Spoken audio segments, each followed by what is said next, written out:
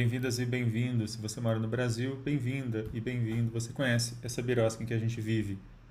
E hoje eu vou falar sobre um PAD, procedimento administrativo disciplinar, que foi aberto contra um juiz de São Paulo que, após uma decisão de um tribunal superior mandando que ele modificasse sua decisão, ele simplesmente não modificou. E aí, um pouco sobre essas questões de sistemas de precedentes e uniformização de entendimentos, mas mais do que isso, sobre a questão de uma aplicação correta da Constituição, que é o caso aqui determinado pelo STJ, que eu quero falar hoje no Birosca News. Birosca News é esse quadro que eu faço todas as semanas, falando de questões de direito, e esse conteúdo fica disponível no youtube.com/Alexandre Bahia e também o podcast do Birosca News disponível em várias plataformas. Se você gostar desse conteúdo, curta, compartilhe, assine o canal. Toda semana, pelo menos, um novo episódio vai ao ar. Pois bem, o caso era de um réu num processo penal que, já condenado, ele fazia jus à progressão de regime, de um regime mais grave para um regime mais benéfico, e de acordo com jurisprudência bastante consolidada nos tribunais superiores, uma vez alcançado o direito, o tempo de pena para a progressão de regime, o juiz deve analisar questões específicas do caso, de avaliar se esse réu está minimamente evoluindo no cumprimento da pena, se ele tem algum grau de ressociabilização, se é que isso é possível, mas enfim. E se tudo isso acontecer, ele deve progredir de regime. Pois bem, o que acontece é que esse réu ele não conseguiu progredir, o juiz simplesmente não concedeu. Os advogados dele, então, levaram o caso para o STJ e o STJ falou exatamente isso. Repetindo a jurisprudência já bastante consolidada, como eu disse, ele falou que o juiz, então, deveria analisar o pedido de progressão de regime, considerando todas essas questões, e o juiz simplesmente não o fez. E aí, por causa disso, o CNJ, então, na verdade, o Conselho Nacional de Justiça foi acionado e está sendo aberto aí um procedimento administrativo, um pedido de providências para que esse juiz possa se explicar de por que ele não está cumprindo aquilo que foi determinado pelo STJ.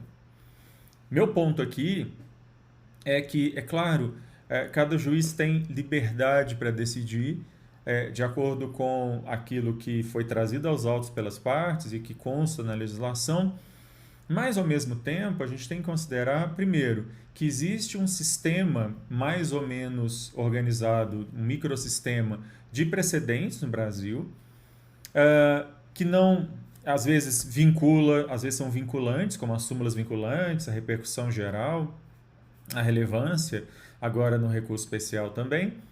Mas, mesmo quando não são exatamente vinculantes, aliás, talvez justamente naqueles casos em que eles não são vinculantes, os demais órgãos judiciários abaixo daquele tribunal que proferiu o precedente, eles devem levar em conta aquilo que está sendo decidido nas instâncias superiores, não por serem instâncias superiores, mas porque aqueles superiores são órgãos justamente de uniformização de jurisprudência. Esse é um ponto. Um segundo ponto é que decisões como essa do STJ, mas também do STF, que determinam, por exemplo, esse direito à progressão de regime, ou várias outras decisões que eu já comentei, inclusive aqui em episódios passados do Birosca News, em que pessoas que são pegas com quantidades mínimas de maconha e que elas não deveriam ser presas, processadas como traficantes, enfim, o furto de uma melancia e que isso é considerado, então, furto famélico e, portanto, essa pessoa não deveria responder ao crime. Há uma série de posições bastante progressistas, vamos dizer assim, que levam a sério a Constituição e que são dadas por órgãos como o STF e o STJ, mas que isso não reverbera nos tribunais inferiores, nos tribunais de primeira e segunda instâncias.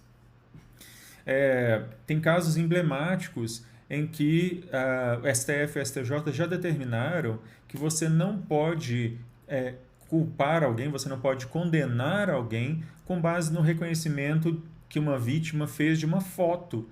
Existe um procedimento previsto no Código de Processo Penal, que é tipo aquilo que aparece em filme americano, você colocar várias pessoas uma do lado da outra e a vítima, então, apontar aquele que seria o responsável pelo suposto crime, mas que isso não é observado no Brasil e os nossos tribunais superiores, reiteradamente, quase que a unanimidade, dizem que isso é irregular, que isso não pode ser assim e os juízes continuam, muitas vezes, alguns juízes continuam fazendo da maneira como eles querem.